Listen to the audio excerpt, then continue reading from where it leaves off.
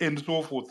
But you, with ZANU-PF, budget for the abnormal, they can do anything. But if you're going to to budget for the abnormal, the danger is that you might actually be paralyzed from inaction. You might actually be arrested for inaction. By arrested, I mean you yourself might actually put yourself in a corner. It's called the chilling effect. You create a situation where citizens can't breathe, citizens can't move. So one of the things that we did yesterday, by confronting the police, by going back to SAPES yesterday, was basically to show them that we are not afraid of you. We can confront of you, confront them. These things are going to increase. They're going to kill people. They've killed people before. Look at what they did on the 1st of August 2018. Look at what they did on the 19th of January 2019. For Christ's sake, look at what they did during Gukura Wundi, when 30,000 people we died, were killed. But I don't think that we can we can basically say we can anticipate every challenge. We can't. Two, I don't think we can freeze in our tracks and allow fascism to continue. So we'll continue speaking. There are now new methods of technologies allowing us to have new methods of communicating our people. And I also hope that comrades in the diaspora will replicate the same, efforts. Where there's a will, there's always a way. We are the victims, and so we can't be blamed for anticipating or failing to anticipate that they will bomb Dr. Mandaza Sapes or Gilbert Mbuende's home. But there's a limit to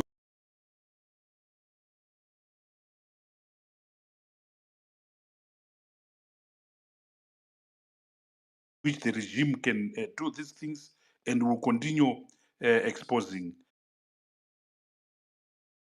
the same. Thank you. Right. Thank you very much. Over to you, Jacob Ngaruvume. Do you have any thing you want to say in response to any one of those questions? Thank you, my brother. Two quick things.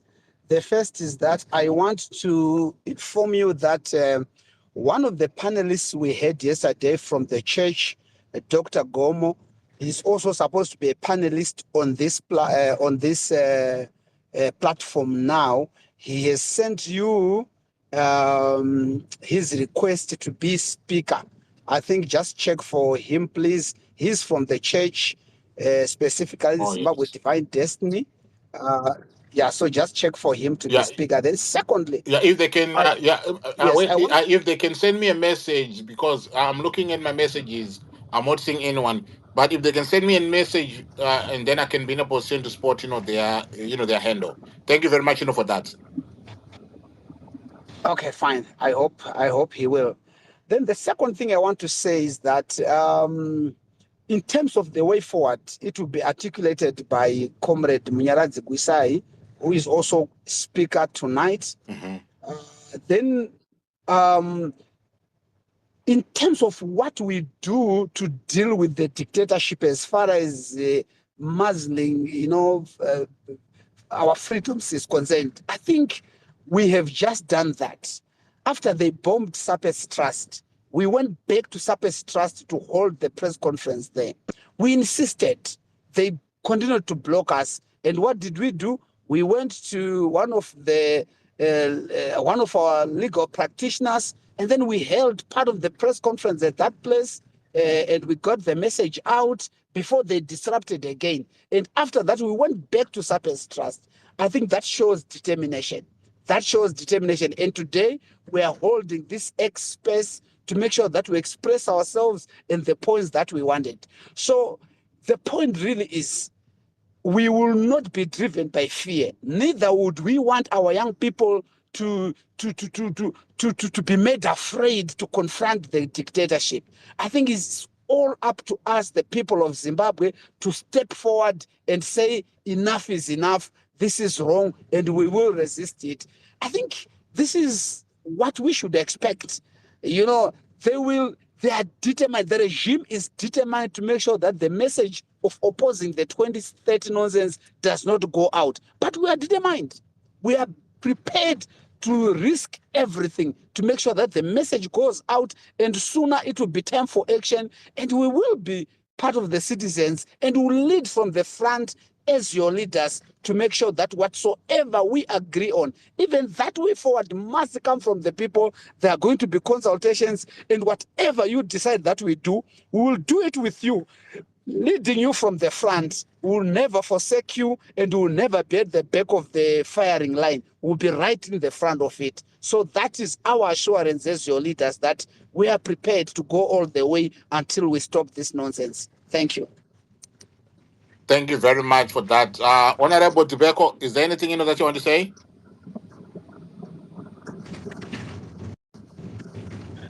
Not much, Uncle Bates. Right. Safe to say that, yeah, I think all questions that have been asked Have been answered.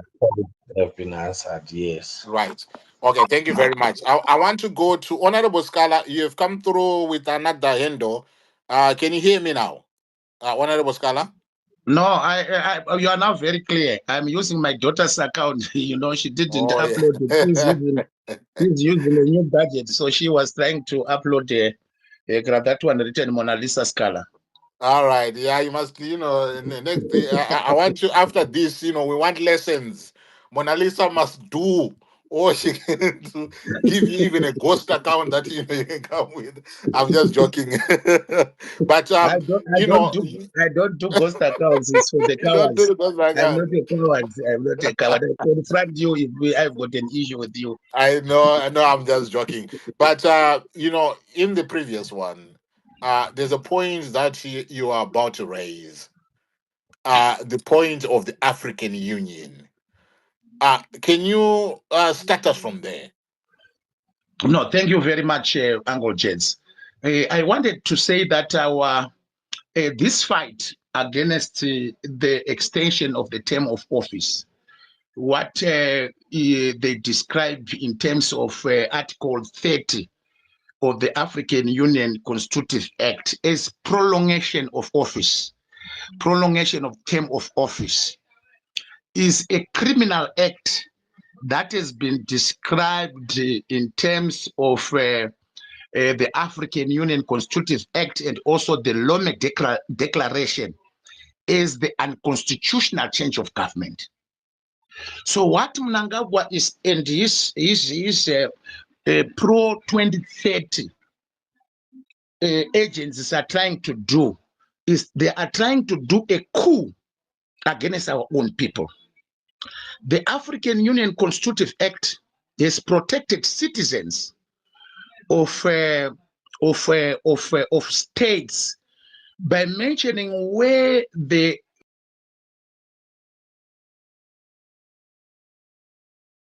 regimes would be rendered to have committed an unconstitutional change of government when they prolong their term of office through constitutional amendments for them to remain in power. This came as a result after a number of many African dictators and despots wanted to extend their terms of office via a third term constitutional amendment, which even leaders like Olusegun Obasanjo of Nigeria tried. Yoweri Museveni of Uganda successfully did it. Paul Kagame of Rwanda did the same, and so many other African heads of state, including the late Sam Nujoma in Namibia. So it is criminalized both in terms of international law. So when we are resisting the 2030, we are not only standing on the citadel of our own national constitution, we are also informed by international conventions and covenants, which Zimbabwe is party to. Zimbabwe is party to the African Union. And the Constitutive Act of the African Union governs the way how we should conduct our political business in Zimbabwe. So Mnangagwa is fighting against the national constitution on the domestic front, and on the international front is also fighting against the provision of the African Union Constitutive Act. It also, clearly spells out that leaders who want to prolong their terms of office through constitutional amendments of their domestic constitutions to extend their terms of office is a criminal act of an unconstitutional change of government, which is a coup against its own people. So people must be informed clearly that Mnangagwa is trying to coup us for him to remain in power. He will not be supported by the constitution of our own country as enunciated by Honorable Tendai Biti, and also as clearly spelled out by Honorable Duleko Swand, that the systematic mutilation of our constitution since his rise to power in 1917, some of the things that we took as if it's a joke, and some members even from whom we anticipated from the opposite, whom we anticipated to be opposition, supported the extension and prolongation of the term of office of the current Chief Justice and the Constitutional Court judges. So having said that, the people of Zimbabwe must not be afraid that the resistance to the 2030 agenda is a hollow political grandstanding. It is a lawful act supported in terms of our own domestic national constitution and also in terms of international law, as elucidated in the African Union Constitutive Act, Article 30.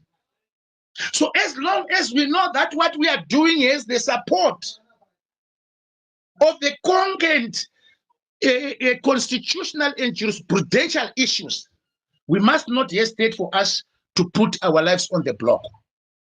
We are prepared to put our lives on the block on the basis that we know we are right. And as long as we are fighting on the side of right, we are not ashamed.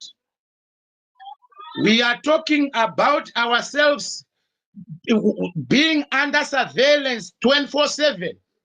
We don't have any freedom for us to go even anywhere in public places. They are always trailing us on a daily basis. The kind of lives that we are living back home here, we are prisoners who are walking as if we are free, while we are not. Then one of us, even today, when I was coming from town to Chitungwiza with Jacob Ngaruvume today in the morning, we were using Jacob Ngaruvume's car.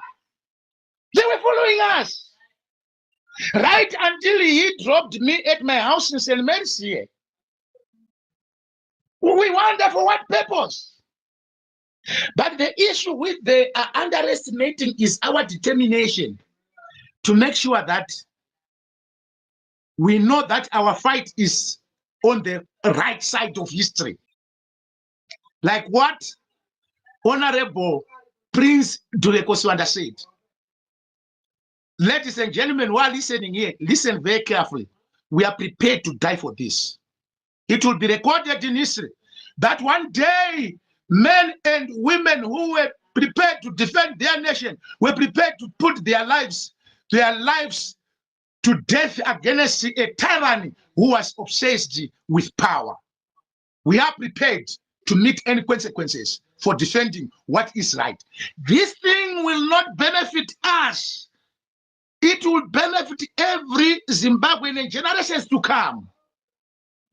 And we are on the right side of history. On why the opposition should not have defense mechanisms for itself, having known historically on how they are applying all the debt methods like disruption of even book launches and so forth. And having in the instincts of Tulani, it tells us that he knew that the moment we announced the holding of that press conference, disruption was coming on our way. That is exactly what they are looking against us. They are trying by all means to concoct lies and also fictitious cases against us. So that all of us, I think at the present moment, they are cooking something to say all those people who participated in the anti-threat agenda, those who were on the list of Harare press speakers and all those who were on the list of Bulawayo, they are currently cooking cases against them to throw them into prison. And they suffer a long time of pre-trial incarceration. This is a result that we made when we initially decided to coalesce and come together as democratic forces in this country. That whatever comes our way, we are going to accept it and say, please bring it on. We are prepared for any eventuality. I thank you, host Uncle Jeds. Wow, thank you very much, for that, Honorable Scholar.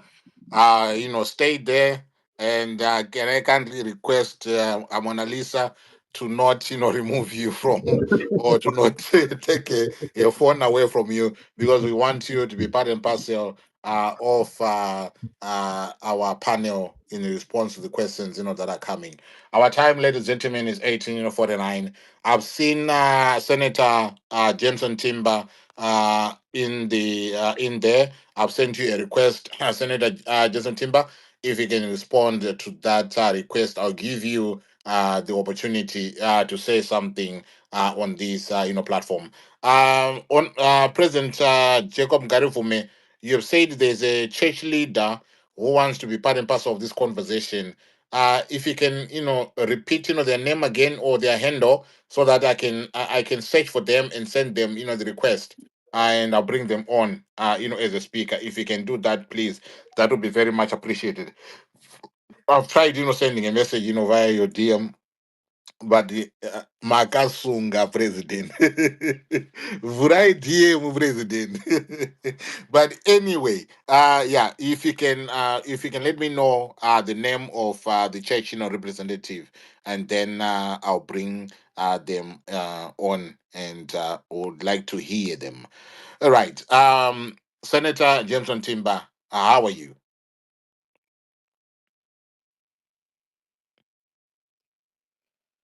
Senator Timber, you can unmute.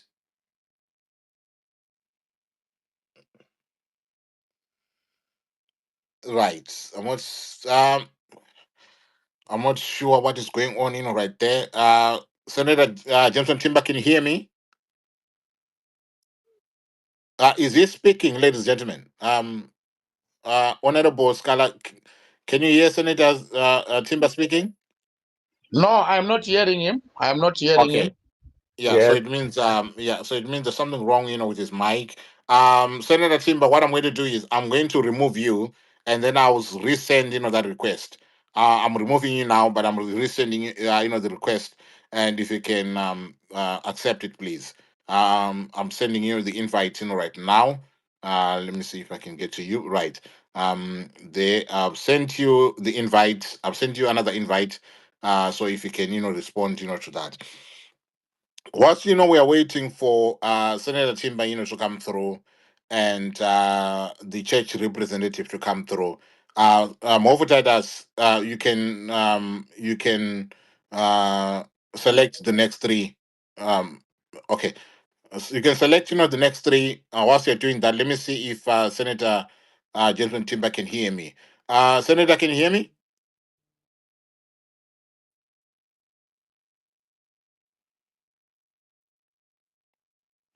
Right, there must be. I think there's something wrong, with the Right, Senator Timber, can you hear me? He's not speaking, right? Yeah, his mic is unmuted, but he's not. There's no sound coming out. Oh, right. Let me see if I can do this. Senator Timber, if you can check your messages.